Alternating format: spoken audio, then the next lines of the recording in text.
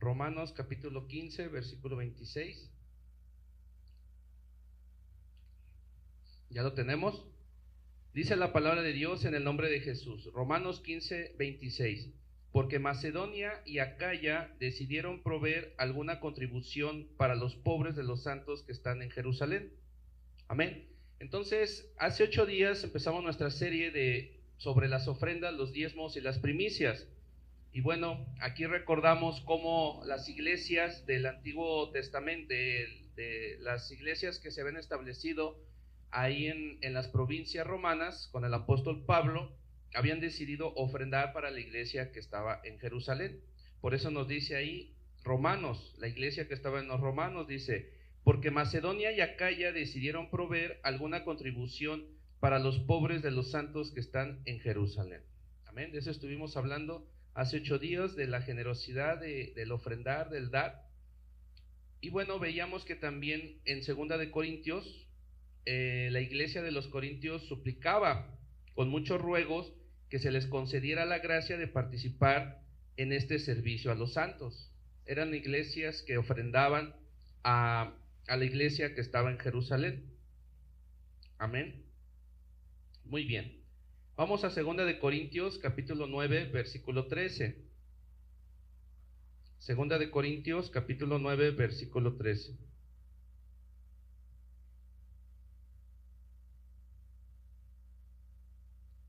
Segunda de Corintios 9, 13. ¿Ya lo tenemos? Dice la palabra de Dios: pues por la experiencia de esta ayuda, ellos glorifican a Dios a causa de la obediencia que profesáis al Evangelio de Cristo, y por la generosidad de esta ayuda para ellos y para todos. Amén. Entonces, cuando nosotros ofrendamos, cuando nosotros diezmamos, cuando nosotros damos las ofrendas y las primicias, ¿verdad? Las personas glorifican a Dios a causa de la obediencia con que profesamos el Evangelio de Cristo, y por la generosidad de esta ayuda para ellos y para todos. Entonces, cuando nosotros ofrendamos, la gente a la cual le ofrendamos, la gente queda agradecida y le da gloria a Dios por las ofrendas. Amén. El propósito principal de dar, como enseña el Nuevo Testamento, es para el sostenimiento de los santos, es decir, de la iglesia. El primer deber de un cristiano es apoyar a los hermanos en la fe individual y colectivamente. Amén. Entonces, el primer deber que tenemos como cristianos es apoyar a los hermanos en la fe, a los que son miembros de la congregación, individual y colectivamente. Entonces, cuando alguien tiene necesidad, hay que ayudarlo. La primera responsabilidad financiera de la iglesia es invertir en su propia vida y en su propio pueblo. Amén. Entonces, tenemos que invertir en nosotros mismos, pero también en nuestra familia espiritual. Así nos dice la palabra de Dios. Vamos a 2 Corintios capítulo 8, versículo del 1 al 5. Ya me ubiqué. 2 Corintios capítulo 8, versículo del 1 al 5.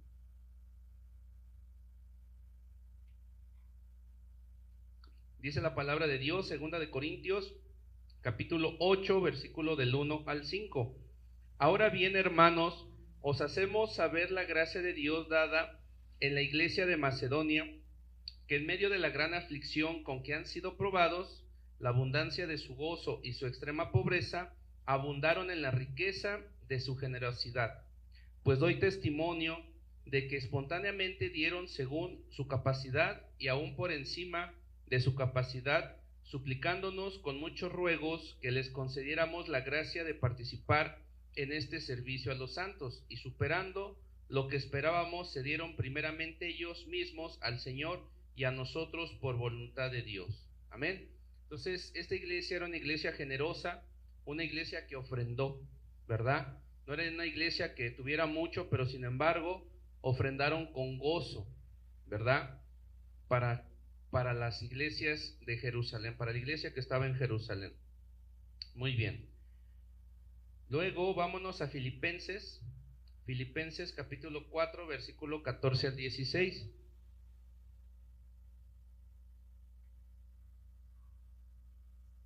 Filipenses capítulo 4, versículo 14 al 16.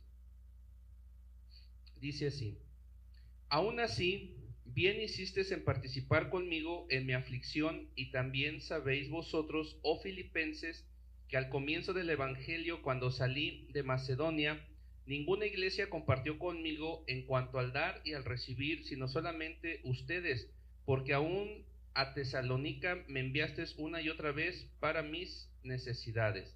Entonces esto quiere decir que cuando el apóstol Pablo estuvo encerrado, estuvo en la cárcel, la iglesia de los filipenses dice: bien hiciste en participar conmigo en mi aflicción. Era un momento en que el apóstol Pablo, estaba encarcelado y tenía necesidad en esa aflicción que estaba pasando en su cuerpo. Entonces la iglesia de los filipenses lo ayudó, ¿verdad? Ofrendaba para el tiempo en que estuvo en la cárcel, para su alimentación, ¿verdad? Y también para que saliera de la cárcel. Dice: también saben ustedes, filipenses, que al comienzo del evangelio, cuando salí de Macedonia, ninguna iglesia compartió conmigo en cuanto al dar y al recibir. Eso quiere decir que cuando salió de Macedonia hubo iglesias que no lo apoyaron, pero los filipenses sí. Sino solamente ustedes, ¿verdad?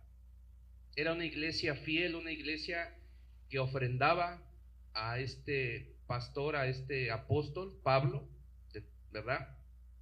Porque aún en Tesalónica me enviaste una y otra vez para mis necesidades. Entonces era una iglesia que era fiel, una iglesia que sí apoyaba al apóstol Pablo. Siempre se permaneció fiel. ¿Por qué? ¿Por qué mencionan la cárcel?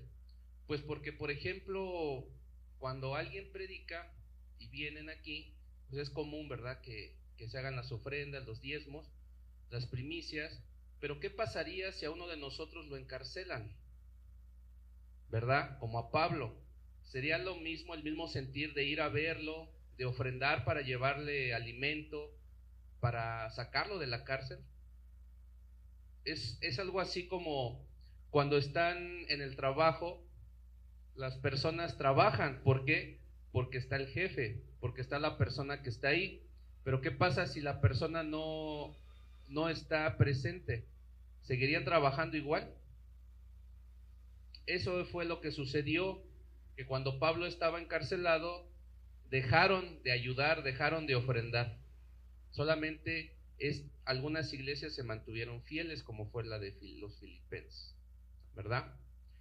La palabra es clara cuando nos dice que nada nos puede apartar del amor de Cristo en Cristo Jesús, ni las persecuciones, ni encarcelamiento, ¿verdad? Ni lo que está arriba, ni lo que está abajo, nada nos puede apartar del amor en Cristo Jesús. Muy bien. Obviamente esa no es la única obligación que tenemos. La parábola del buen samaritano nos dice claramente que debiéramos ministrar personal y financieramente a todo el que esté en necesidad, sin tener en cuenta su religión, cultura o circunstancias. Primeramente a los de la fe, ¿verdad? Y tu misma vida personal. O sea, no puedes ser descuidado con tu vida personal. Tienes que proveer tus necesidades, pero también a los de la familia de la fe. Pero también habla de extenderse a ayudar a las personas, incluso aquellas que no son de la fe. Amén. Y para ello vamos a ejemplificar con la parábola. Ahora sí, esta era la que andaba buscando, la parábola del buen samaritano. Con eso vamos a cerrar, con la parábola del buen samaritano, esta segunda parte. La parábola del buen samaritano nos dice claramente que debiéramos ministrar personal y financieramente a todo el que esté en necesidad, sin tener en cuenta su religión, cultura o circunstancias. Vamos a ella. Lucas capítulo 10, versículo 25 al 37. Lucas capítulo 10, versículo 25 al 37. Esa era la que estaba buscando y no encontraba. Bueno, dice la palabra de Dios en Lucas capítulo 10, versículo 25 al 37. Dice así: y he aquí, un doctor de la ley se levanta para tentarlo diciendo: Maestro, ¿qué haré para heredar la vida eterna? Entonces él le dijo: ¿qué está escrito en la ley? ¿Cómo lees? Y él respondiendo dijo: amarás al Señor tu Dios de todo corazón y con toda tu alma y con todas tus fuerzas y con toda tu mente, y a tu prójimo como a ti mismo. Santo Dios, le dijo rectamente: has respondido, haz esto y vivirás. Pero él, queriendo justificarse, dijo a Jesús: ¿y quién es mi prójimo? Respondiendo Jesús dijo: cierto hombre bajaba de Jerusalén a Jericó y cayó en mano de salteadores, los cuales, después de desnudarlo y golpearon, se fueron dejándolo medio muerto. Y por coincidencia cierto sacerdote bajaba por aquel camino, y al verlo pasó por el lado opuesto. Igualmente un levita, al llegar junto al lugar y al verlo, pasó por el lado opuesto. Pero un samaritano que iba de camino se acercó a él, y al verlo fue movido a compasión, y allegándose vendó sus heridas, derramando aceite y vino, y poniéndolo sobre su propia cabalgadura, lo llevó a un mesón y cuidó de él. Y al día siguiente, al partir, sacó 2 denarios, los dio al mesonero y le dijo: cuídalo, y todo lo que gastes de más yo te lo pagaré cuando regrese. ¿Quién de estos 3 te parece que llegó a ser prójimo del que cayó en mano de los salteadores? Y él dijo: el que hizo misericordia con él. Entonces le dijo: ve y haz tú lo mismo. Amén. Entonces, en este tema de primicias, de diezmos y de ofrendas, es importante que analicemos esta parábola. Amén. Vamos a desmenuzar un poquito. Dice la palabra de Dios: y he aquí, o sea que aquí estaba, he aquí un doctor de la ley. Había un doctor de la ley, un hombre muy estudiado en las escrituras. Él era el que estaba preguntando. Dice: se levanta para tentar a Jesús, para tentarlo, para hacerlo caer, para que él no pudiera contestar, diciéndole: maestro, ¿qué haré para heredar la vida eterna? Estudiado que le pregunta al Señor Jesús, no cualquier pregunta, sino una pregunta a la yugular, con toda la intención de que él no pudiera contestar. Hermanos, como hijos de Dios, tenemos que estar preparados en las escrituras. ¿Por qué? Porque va a haber momentos en que va a haber personas que se pueden acercar a ti y te pueden preguntar directamente para ver si sabes la escritura, ¿verdad? Tenemos que estar preparados como el Señor Jesús en la palabra, en la Biblia. Pues ese era el caso. Había un doctor de la ley, ¿verdad? Un religioso, y entonces le preguntó a Jesús, le dijo: ¿qué haré para heredar la vida eterna? ¿Qué tengo que hacer para tener vida eterna? Una pregunta amplia, ¿no? Y entonces el Señor Jesús le dijo: ¿qué es lo que está escrito en la palabra? ¿Qué está escrito en la Biblia para nosotros? ¿Qué está escrito? ¿Qué dice Dios en la Biblia, ¿verdad? Para heredar la vida eterna. Nosotros sabemos qué hay que hacer para heredar la vida eterna, ¿verdad? Creer en el Señor Jesús y confesarlo, ¿verdad? ¿Verdad? Porque con el corazón se cree, pero con la boca se confiesa para vida eterna. Amén. ¿Sí? Entonces, aguas ahí con esa parte, hermanos. Dice: ¿qué está escrito en la ley? En ese tiempo era la Torá, era el Antiguo Testamento. Para nosotros es: ¿qué dice la Biblia sobre la vida eterna? Si a ti te preguntaran qué tienes que hacer para heredar la vida eterna, ¿tú qué les dirías? ¿Qué les dirías? Pues varias cosas, ¿verdad? Confesar al Señor Jesús, arrepentirte de los pecados, cambiar tu manera de vivir, ¿verdad? La palabra. Pues eso fue lo que le pasó a Jesús. Le dijo: ¿qué está escrito en la ley? Y él respondiendo le dijo, él conocía la ley, era un maestro de la ley, y le dijo: amarás al Señor tu Dios de todo tu corazón y con toda tu alma. Amén. Eso fue lo que le respondió. Y con todas tus fuerzas y con toda tu mente. Eso fue lo que le respondió. Y a tu prójimo como a ti mismo. Eso fue lo que le respondió. Amén.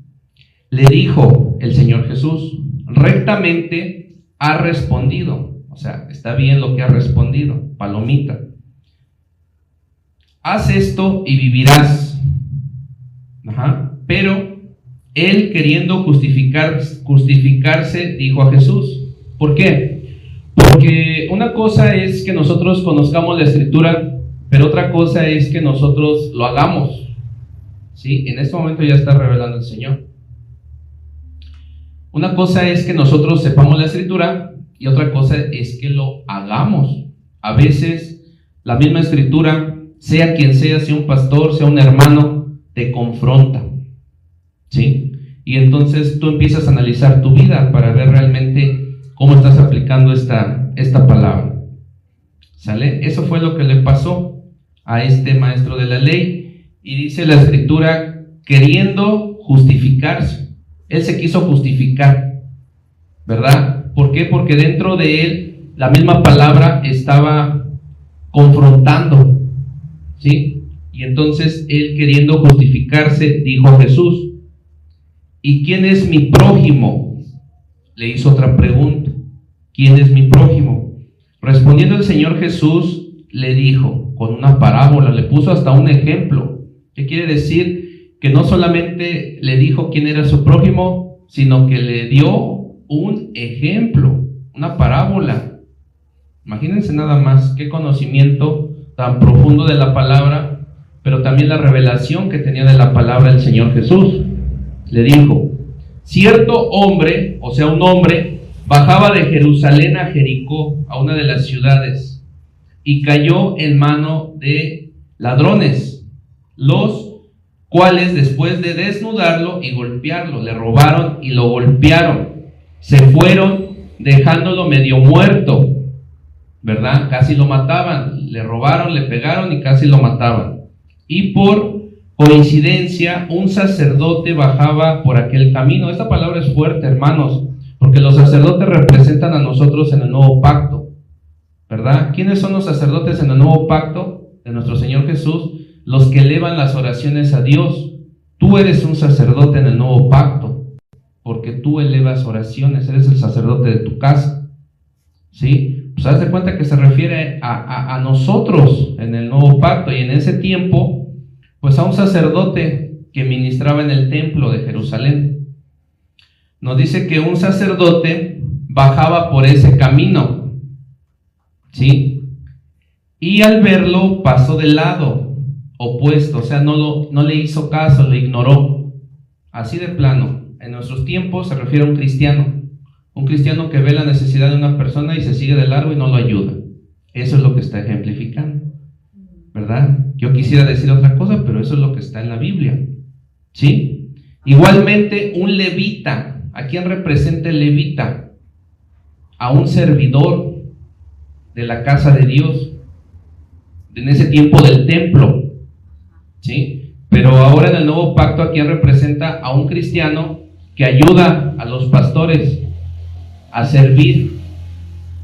Ese también pasó ahí, iba de camino, se acercó a él y pasó, no, más bien ese pasó de largo igual, lo ignoró, ¿sí? Pero ¿qué dice la Escritura ahí? Dice, pero un samaritano que iba de camino se acercó a él. ¿Quiénes eran los samaritanos de la época? ¿Sí recuerdan quiénes eran los samaritanos?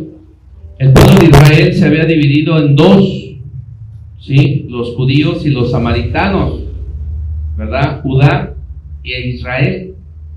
Entonces hubo una división en el tiempo del rey Roboam, y entonces los samaritanos se mezclaron con otras culturas, y entonces los judíos los consideraban impuros, ¿sí? Impuros los consideraban. Entonces ese samaritano iba pasando también, iba de camino, él se acercó a él y al verlo fue movido a compasión, ¿verdad? Entonces en eso se refleja el Espíritu Santo dentro de ti, cuando tienes compasión por las personas. Pues ese samaritano, que los judíos religiosos lo consideraban impuro, fue el que fue movido a misericordia, el que tuvo compasión por esta persona, y allegándose, acercándose, vendó sus heridas derramando aceite y vino. Era muy común que en ese tiempo se derramara aceite para sanar las heridas. ¿Quién es el que sana las heridas en el nuevo pacto? El Espíritu Santo. El Espíritu Santo es derramado en ti y Él sana tus heridas. Amén. Entonces dice que ese buen samaritano, ¿verdad?, vendó sus heridas derramando aceite y vino. Él sirvió a esa persona, ¿verdad? Él ofrendó, amén, su dinero, su tiempo, gloria a Dios. Y dice la Escritura que poniéndolo sobre su propia cabalgadura, o sea, lo cargó y lo puso en su caballo, y que lo llevó a un mesón y cuidó de él. ¿Qué eran los mesones? Los mesones eran un lugar donde les daban hospedaje y donde les daban comida. Él lo llevó a una posada, ¿no? A nuestro territorio, una posada, ¿no? Entonces, él lo llevó en su caballo ahí al mesón para que le dieran de comer, para que él se pudiera dormir ahí, ¿verdad? Lo llevó al mesón y lo cuidó. Dice que cuidó de él. Entonces nosotros no solamente ofrendamos nuestro trabajo, ¿sí?, sino también ofrendamos nuestra vida en servicio. Estamos hablando sobre el diezmo, las ofrendas y las primicias. Todo eso son tipos de ofrendas. Pues esa persona, el samaritano bueno, ofrendó su tiempo, ¿verdad?, su dinero, ¿verdad?, su servicio a esa persona que pasaba necesidad, ¿verdad? Esta parábola es un tipo, sombra y figura de nuestro Señor Jesucristo. Así estábamos nosotros, todos robados por el enemigo, todos heridos, ahí, tirados, y entonces el Espíritu Santo de Dios nos sanó, ¿verdad? Nos cuidó y nos proveyó de todo lo que necesitábamos, nos liberó. Amén. ¿Sí me van siguiendo? Muy bien, entonces dice que cuidó de él. El Espíritu Santo nos cuida en todo momento.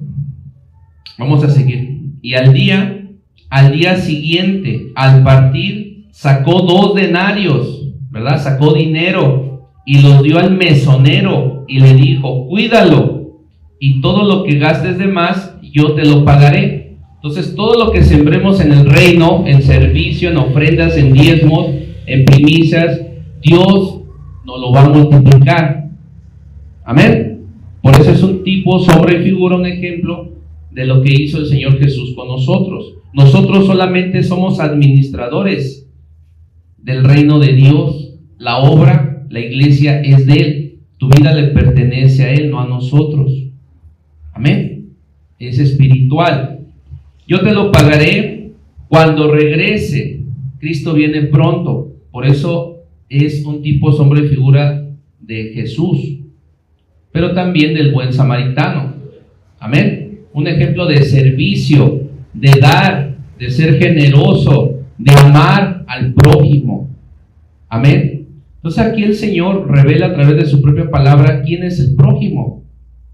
¿Quién es el prójimo? El que pasa necesidad, ¿verdad? El que no puede defenderse, ¿verdad? El que tiene hambre, que tiene desnudez, el que está oprimido por espíritus malos. ¿Sí?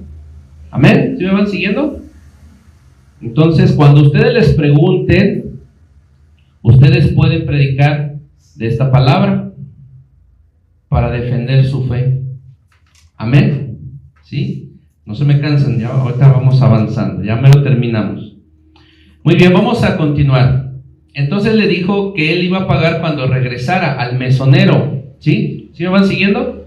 Bueno, vamos a concluir. ¿Quién, le dice el Señor Jesús a ese maestro de la ley, quién de estos 3 te parece que llegó a ser prójimo del que cayó en manos de los ladrones? Le pregunta, ¿verdad? ¿Quién de estos 3? ¿Cuáles 3? El sacerdote, el levita y el samaritano, ¿verdad? Puede haber allá gente fuera que sea más compasiva que incluso nosotros. Esto no debe de ser así, hermanos. tenemos que ser ejemplo.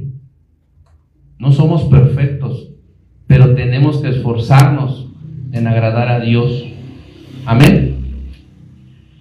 Entonces le pregunta, ¿quién de estos tres te parece que llegó a ser prójimo de que él cayó en mano de los ladrones? Y él le dijo, el que hizo la misericordia con él, el que tuvo compasión con él, ¿sí? Entonces Jesús le dijo, ve y haz tú lo mismo, ¿verdad? O sea, no solamente de palabra, no solamente te aprendas la palabra, sino ve y practica la palabra, hazlo tú mismo. No solamente te justifiques. No, pues es que yo me sé tantos versículos, pero y me quiero justificar. No, es que no he tenido tiempo, no es que no conozco a nadie. No, le dijo el Señor Jesús con este ejemplo, que fuera como ese buen samaritano y que fuera, hiciera lo mismo. Aquí es una enseñanza muy profunda del Señor Jesús. Nos está diciendo que no solamente basta con oír, sino que hay que ser hacedores de la palabra. Amén. Por eso le dijo, ve y haz tú lo mismo. Vamos a repetir, tenemos que ir y hacer lo mismo. Amén. Amén. ¿Sí me siguieron en ese ejemplo? Amén. Amén. Aplica para todos. El que está aquí enfrente, para el que está sentado allá. Amén. Muy bien. Pablo, también vamos a cerrar ya. Pablo también enseña que debiéramos hacer el bien a todos. ¿A quiénes? A todos. A mí mismo. ¿Por qué? Porque me debo de amar, pero también a mis hermanos de la fe, ¿verdad? Pero también a cualquiera que pase necesidad. Así de sencillo. Gálatas 6, versículo 10. Vamos a ir cerrando. Vamos a apurarnos. Gálatas 6, versículo 10. Gálatas capítulo 6, versículo 10. ¿Ya lo tenemos? Dice, así que mientras tenemos oportunidad, hagamos el bien. ¿A quién? A todos. Mayormente ¿a quiénes? A los de la familia de la fe. Entonces el apóstol Pablo, siervo de Jesucristo, apóstol de Jesucristo, también nos dice que mientras tengamos oportunidad, o sea que si nosotros tenemos la oportunidad, ¿qué es la oportunidad? Por ejemplo, cuando tú tienes oportunidad de comprar algo barato, ¿qué haces? Pues lo compras, ¿verdad? Así nos dice el apóstol Pablo, que si nosotros tenemos la oportunidad de hacer el bien, hagamos el bien a todos, a todos. Santo Dios, ¿verdad? Pero mayormente a la familia de la fe, al hermano Jacobo, al hermano Carlos, a todos los cristianos.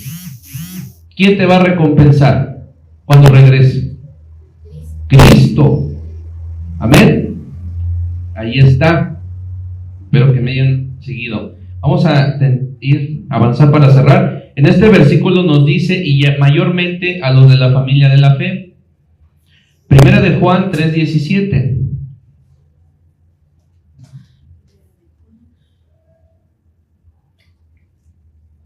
Primera de Juan 3:17. ¿Ya lo tenemos? Dice Primera de Juan 3:17, pero el que tiene bienes en este mundo y ve a su hermano en necesidad y le cierra sus entrañas, ¿cómo podrá habitar el amor de Dios en él? ¿Amén? ¿Sí lo siguieron? Fíjense qué profundo.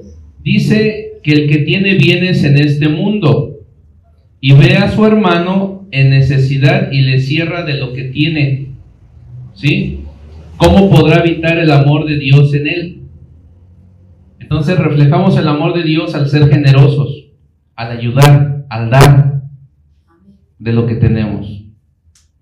Amén. Vuelvo y repito, no quieres agradar al hombre, quieres agradar a Dios. Amén. Segunda de Corintios 9:13. Vamos. Segunda de Corintios 9:13.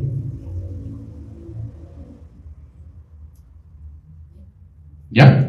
Segunda de Corintios 9:13 dice, pues por la experiencia de esta ayuda ellos glorificarán a Dios a causa de la obediencia que profesas al Evangelio de Cristo y por la generosidad de esta ayuda para ellos y para todos. Amén. Entonces, cuando una persona experimenta la generosidad de otra, ellos van a dar gloria a Dios. Eso quiere decir que el ser generoso tiene un poder espiritual. ¿Cuál es ese espiritual? Atención. Ese poder espiritual, cuando tú eres generoso, es fe. Cuando tú eres generoso, la persona dice: ah, caray, ¿por qué me ayudó? Esta persona tiene a Dios en su corazón, y entonces su fe de la otra persona que recibe se activa. Amén. Entonces es por eso que estamos trabajando en estas predicaciones el ser generosos. ¿Sí? Ahí lo dice, miren. Pues por la experiencia de esta ayuda, ellos glorificarán a Dios, darán gloria a Dios, le darán gracias a Dios. Gracias, Señor. Amén. A causa de la obediencia al Evangelio de Cristo Jesús y por la generosidad de esta ayuda para ellos y para todos. Amén. El apóstol nos invita a contribuir generosamente para todos, ayudar a los pobres y a los necesitados del mundo en el nombre del Señor es una alta prioridad en la actividad cristiana según las normas bíblicas. O sea, es un principio espiritual el ser generoso. Amén. En la Biblia lo dice. No es simplemente cuestión de que una iglesia local sostenga su propia membresía y obra como hicieron los primeros cristianos en Jerusalén, sino que todas las iglesias apoyen a otros creyentes e iglesias que están en necesidad. O sea que hay que apoyar a los hermanos, pero también otras iglesias que tengan necesidad. Amén. Entonces, muy importante. Hechos 11, 29, 30. Hechos capítulo 11, versículo 29 al 30. Hechos capítulo 11, versículo 29 al 30. ¿Ya lo tenemos? Dice así: los discípulos entonces, según cada uno de ellos prosperaba, determinaron enviar ayuda para los hermanos que habitaban en Judea, o sea, en Jerusalén, lo cual en efecto hicieron, enviándolo a los ancianos por mano de Bernabé y de Saulo. Vamos a explicarlo un poquito. Los discípulos, ¿cuáles discípulos? Los de Jesús. Di conmigo: yo soy un discípulo de Jesús. Entonces aplica para nosotros. Los discípulos entonces, según cada uno de ellos prosperaba, que quiere decir que a lo largo de la semana trabajaban y apartaban, ¿sí? Determinaron enviar ayuda para los hermanos que habitaban en Judea, lo cual en efecto hicieron, enviándolo a los ancianos. ¿Quiénes eran los ancianos? Los pastores más grandes de tiempo, por mano de Bernabé y de Saulo. Amén. Gálatas 2:10. Gálatas 2:10. Para llegar a la mitad y cerrar. Gálatas 2:10. ¿Ya lo tenemos? Dice Gálatas 2:10. Solamente nos pidieron que nos acordáramos de los pobres, y eso fue precisamente lo que me esforcé en hacer. Amén. Entonces también hay un principio bíblico, espiritual, de acordarse de los pobres, los que tienen necesidad, y también tenemos que ayudarlos. Pero no solamente les ayudemos físicamente, económicamente, sino también espiritualmente. ¿Qué quiere decir? Que les compartamos la palabra de Dios. Amén. Pablo, el apóstol, promueve una ofrenda en grupo de iglesias para atender las necesidades de otra iglesia o grupos de iglesias. Amén. Los principios para la ofrenda. Vamos a ver rápidamente los principios para la ofrenda. Los principios bíblicos para la ofrenda. Primera de Corintios 16:2. Los principios para la ofrenda.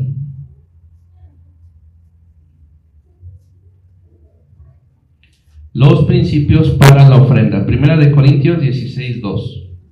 ¿Ya lo tenemos? Dice así: cada primer día de la semana, cada uno de ustedes ponga aparte, ahorrando de lo que haya prosperado, para que cuando vaya no se hagan entonces colectas. ¿Sí? O sea, ¿qué quiere decir? Que el apóstol Pablo no les dijo, cada vez que vaya al apostolado les esté pidiendo, no, pues a ver, ¿quién quiere ofrendar para los hermanos de la iglesia de Tlamanca, por ejemplo? No, sino que les dijo, cada primer día de la semana. ¿Cuál es el primer día de la semana? El domingo. En el calendario gregoriano es el lunes, pero en el tiempo de Dios, en el diseño de Dios, es el lunes, el día 1, el domingo que venimos a congregarnos.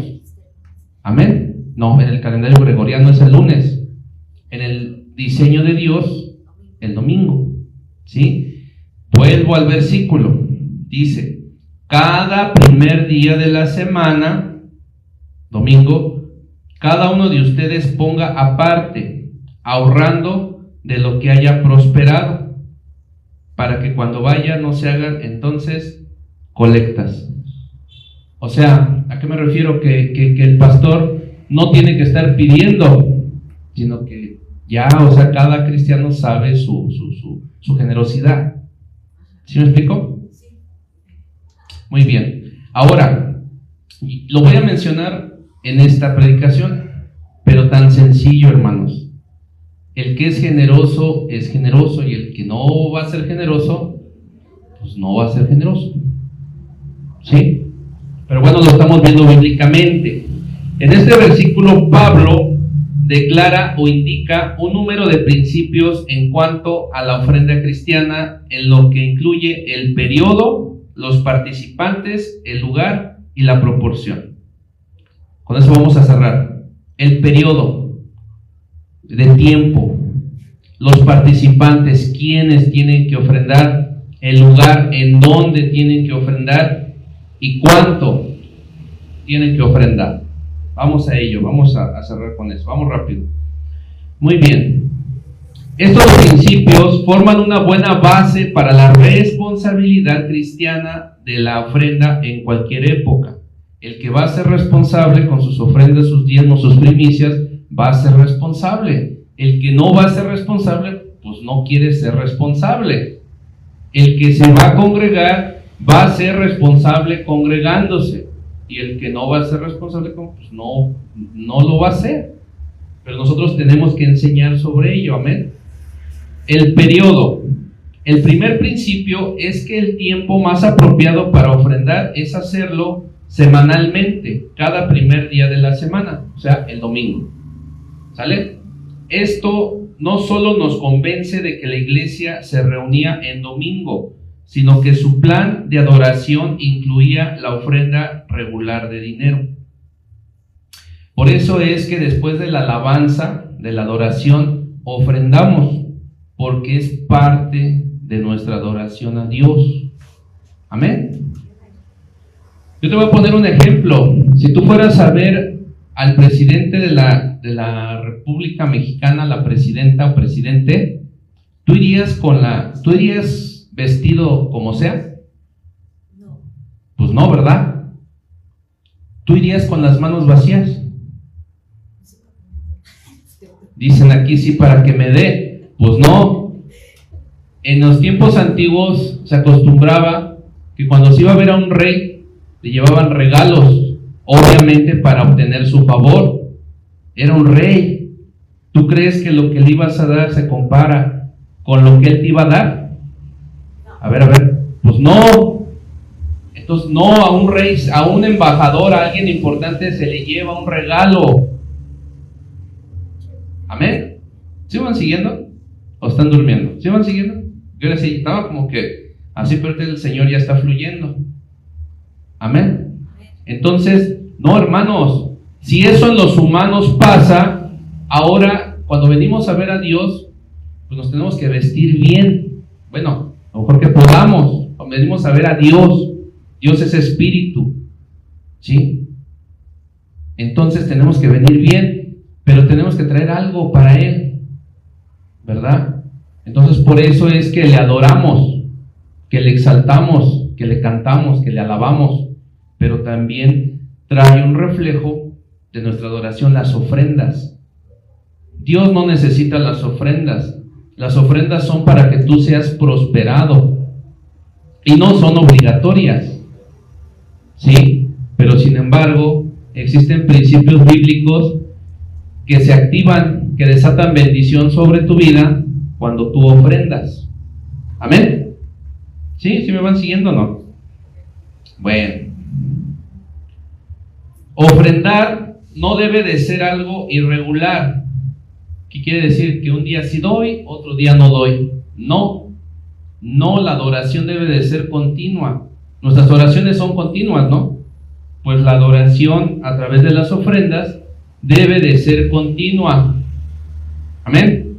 Ofrendar no debe de ser algo irregular, haciéndolo solo cuando nos sentimos generosos o según el Espíritu nos dirige.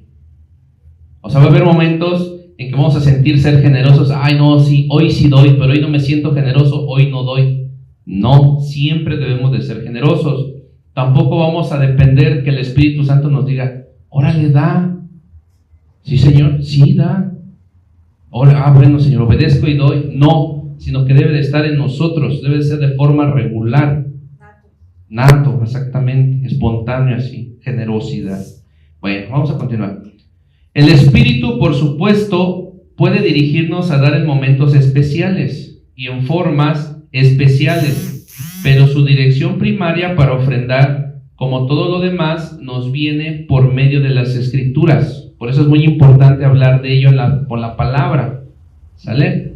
Y las Escrituras mencionan aquí que debemos dar cada primer día de la semana. Por eso lo predicamos. Ahora, yo quería terminar el año hablando de otros temas, la verdad, pero el Señor me dijo, no, háblales de finanzas, háblales de diezmo, de ofrendas. ¿Por qué? Porque el Señor quiere bendecir tus finanzas. Yo ya lo sé, como pastor, yo ya lo sé esos principios, y entonces yo busco dónde ofrendar, en Carlos o donde pueda. Yo ya lo sé, yo soy humano. Y yo sí necesito, ¿no? ¿Por qué? Pues porque estoy en esta tierra. Dios es espíritu, Él es el dueño del oro y de la plata. Pero está en su palabra que debe de ser así. Entonces yo ya lo sé como pastor, entonces aunque tú no lo sepas, yo ya lo sé, y pues si tú no lo quieres hacer, pues digo, bueno, pues a lo mejor no lo sabe, pero yo ya lo sé, entonces lo hago. Yo lo hago. Dios sabe conmigo cómo lo hago y cuánto lo hago, y Él ya me lo enseñó. Pero me dijo el Señor, enséñaselo a mis hijos para que ellos sean bendecidos en sus finanzas. ¿Sí me siguen? ¿Sí me siguen? Por eso se los estoy compartiendo. Vamos a terminar el año, pues hay que terminarlo bien y hay que empezarlo bien. Pastor, ¿cuándo vamos a hacer nuestra fiesta de primicias? Las primeras ofrendas del año. Lo vamos a hacer el primer domingo del mes de enero. El primer domingo, nada que el 14, el 21, no. El primer domingo. Ese día vamos a hacer nuestro servicio de primicias. ¿Sí? El primer domingo, la primicia. ¿Ok? Por eso estamos hablando de esto. Ok, ya, vamos a cerrar. Pablo nos está aquí dando no está dando una fórmula obligatoria, requiriendo que dividamos nuestro dinero con el fin de estar seguros que ponemos algo en la ofrenda cada domingo, incluso si recibimos nuestra paga mensualmente. La enseñanza que encontramos aquí es que ofrendar es parte de la adoración. Ofrendar es parte de la adoración. ¿Qué le estábamos cantando hace un rato al Señor? Llegaste a mi casa, me visitaste. ¿Sí? ¿Sí dice así o no? Disfruté tu presencia, me cautivaste. No quiero que te vayas, ¿verdad? Yo quiero que te quedes. Claro que es una alabanza muy bonita, pero nosotros somos morada del Espíritu. Nuestro cuerpo es templo del Espíritu Santo.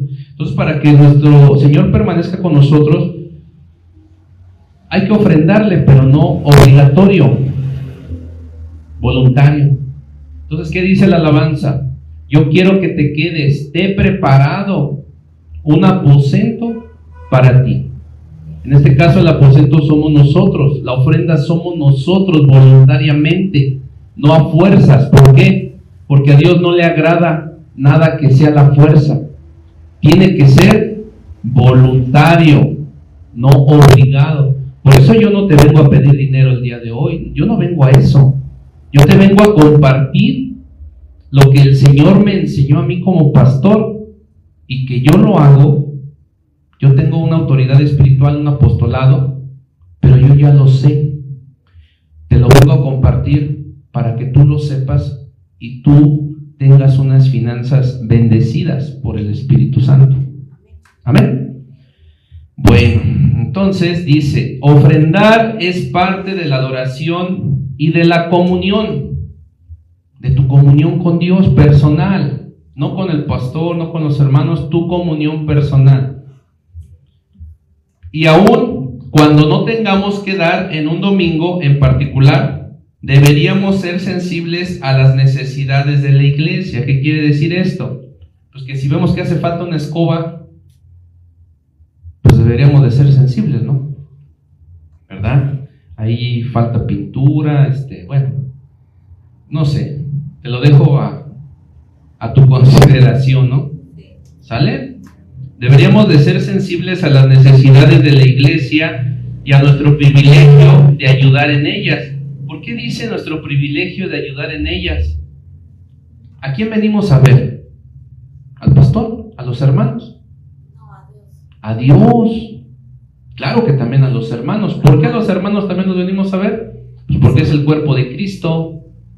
Somos la iglesia, somos uno. ¿En quién? En Cristo, ¿verdad?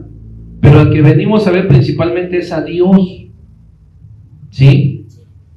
Entonces por eso el Señor enseña en esto. Es un privilegio servir en la iglesia. ¿Por qué? Porque el servicio es para Dios. Él es un rey. Y por eso al servicio en muchas iglesias se le llama privilegios. Cuando nosotros damos, ¿qué es? Un privilegio. Cuando nosotros somos generosos, ¿qué hacemos? Es un privilegio porque estamos dando un servicio, estamos dando una ofrenda para Dios. ¿Quién es el que nos dio el ejemplo máximo de la ofrenda? El buen samaritano, un tipo de Cristo, el cual nos sanó, nos proveyó, nos liberó, ¿verdad? Y paga a quien, al mesonero, hasta que Él vuelva por nosotros. ¿Quién es el que cuida espiritualmente? Los pastores. Amén. Muy bien, voy a cerrar. ¿Les parece? Voy a cerrar. Pongan atención, ya vamos a cerrar. ¿Sí? Pongan atención. Muy bien. La ofrenda del domingo aparece como un elemento que Dios espera de nosotros en la adoración. ¿Quién lo espera? ¿Quién decía la alabanza? El Señor espera nuestra adoración, no porque Él no necesite. Él sabe que los pastores necesitan comer. Él sabe que nosotros necesitamos. Él sí lo sabe, que nosotros somos carne, nosotros necesitamos de ello. Pero Él, por su palabra, quiere que tú bendigas con tus ofrendas, con tu adoración a la iglesia en conjunto. ¿Sabes por qué? Porque si tú no lo haces, Él, como al profeta Elías, le va a mandar cuervos para alimentar a su siervo, pero lo va a tener que hacer de otro lado. ¿Y sabes quién va a recibir esa bendición? Los del otro lado. ¿Tú quieres que eso suceda aquí? No.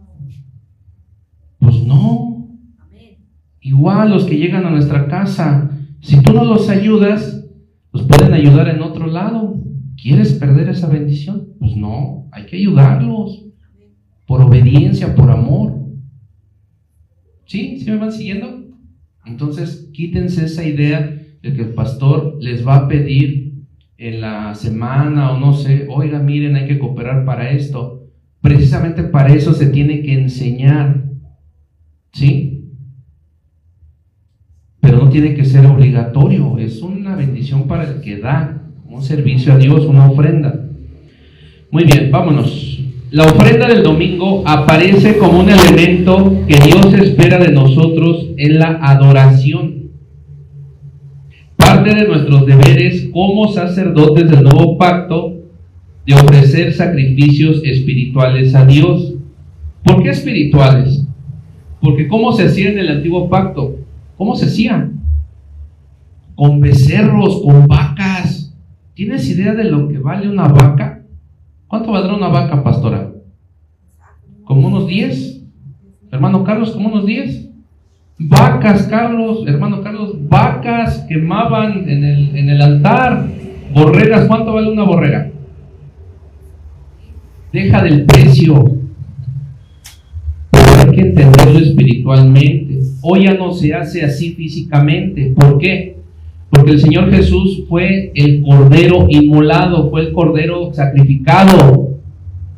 Pero ahora nuestras ofrendas son de amor, son de agradecimiento, son de nuestro trabajo, de nuestro esfuerzo, de nuestro servicio, de ayudar a los otros, de tener compasión por la gente. ¿Sí o no? Entonces es espiritual. Amén. Muy bien, Primera de Pedro 2, versículo 5. Primera de Pedro, capítulo 2, versículo 5, para cerrar.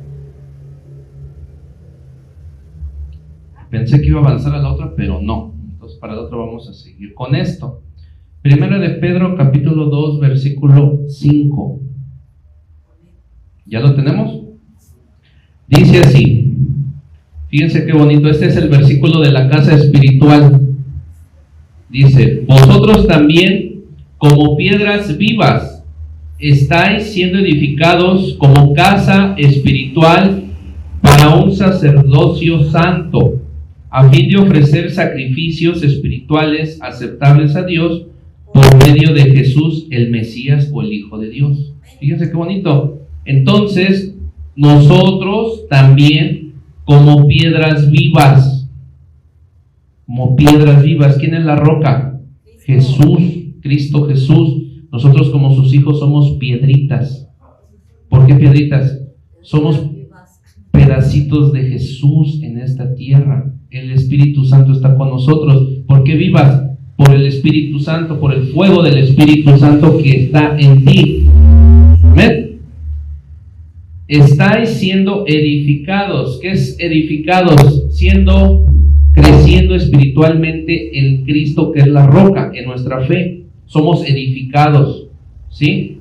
Como casa espiritual, casa de Dios, para un sacerdocio santo.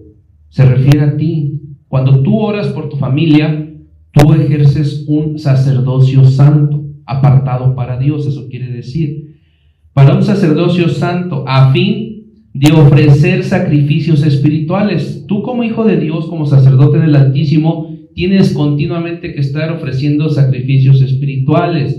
No solamente son las ofrendas de aquí, sino también es tu servicio, tu compasión, tu amor por la gente, como el buen samaritano, hasta que Él regrese y entonces te dé tu galardón. Hay muchas formas de ofrendar, pero la ofrenda de la casa espiritual es importante. ¿Por qué? Porque Dios lo dice. Ya te expliqué que si tú no le dieras a Dios tus ofrendas, tus diezmos, tus primicias, Dios va a traer para alimentar, como alimentó a Elías, cuervos, o sea, de otros lados, gente de otro lado, pero tú te estarías perdiendo esa bendición. Amén. Entonces dice, a fin de ofrecer sacrificios espirituales aceptables a Dios por medio de Jesús el Mesías. Cierro. Nuestra ofrenda no debiera estar basada en apelaciones emocionales. ¿Qué quiere decir esto? Que nuestra ofrenda no debe de estar basada en apelaciones emocionales. Cuando hay una demanda, hay un recurso jurídico que se llama apelación. Oye, no estoy de acuerdo. Nuestra ofrenda no debiera estar basada en apelaciones emocionales periódicas, que si lo siento, lo doy, y si no lo siento, no lo doy. ¿sí? En sentimientos o en ingresos extras especiales. Esto de ingresos extras especiales. Esta parte la voy a tocar la siguiente semana. ¿Por qué? Porque la Escritura dice que Jesús observaba cómo daban ofrendas los ricos, y entonces vio una mujer pobre lo que ofrendó. Esto quiere decir que Jesús nos ve cuando ofrendamos. Eso lo voy a tocar la siguiente semana. Es algo muy importante, pero se lo voy a compartir de esta manera. Muchas veces nosotros vamos a decir, fíjense, ahí les va, ya para cerrar. En esta bolsa tengo tanto, y en esta bolsa tengo tanto. Ah, no, voy a ofrendar. Cuando me entreguen ese dinero que va en esta bolsa de acá atrás, en ese momento voy a ofrendar. No debe de ser así, hermanos. Es lo que nos está diciendo, que no debemos de esperar a tener ingresos extra especiales, no, sino de lo que tengamos, dar. Y eso lo vamos a ver en profundidad la siguiente semana, con ese ejemplo que les estoy mencionando de esa mujer pobre que ofrendó. ¿Alguien se acuerda qué fue lo que ofrendó? Las pocas monedas que tenía. Lo de su sustento, lo que tenía para comer. Tremenda, ¿verdad? La palabra de Dios, cómo nos enseña a todos, desde el que está aquí parado hasta el que está allá sentado. Entonces, no es una cuestión de si tenemos o no, sino de corazón, de dar, de ayudar, de lo que tengamos. Amén. Muy bien. Entonces, no debemos de retener, de esperar a sentirlo o hacerlo así para ofrendar. Tenemos que dar, sino en una dedicación de nuestros bienes al Señor, a su pueblo y a su obra, que hacemos de forma regular, o sea, constante, voluntaria y agradecida. ¿A qué voy? Cierro, ya es un párrafo. Que yo puedo estar cansado, a lo mejor puedo estar triste, pero yo tengo que predicar aquí cada domingo. ¿Por qué? Porque debe de ser de manera regular, voluntaria y agradecida. ¿Sí? No depende de que si tengo ganas o no. Es mi ofrenda voluntaria para Dios, mi sacrificio vivo, piedra viva, sacerdote voluntario por agradecimiento, por amor a mi Dios, independientemente de lo que esté pasando. ¿Por qué? Pues porque mi fe está puesta en el Señor y porque Él es mi proveedor. Amén. Muy bien. Eso anima a cada creyente a pensar cada semana en la mayordomía. ¿Qué es la mayordomía? Di conmigo, la mayordomía es un administrador. Yo soy un administrador del reino de Dios. Amén.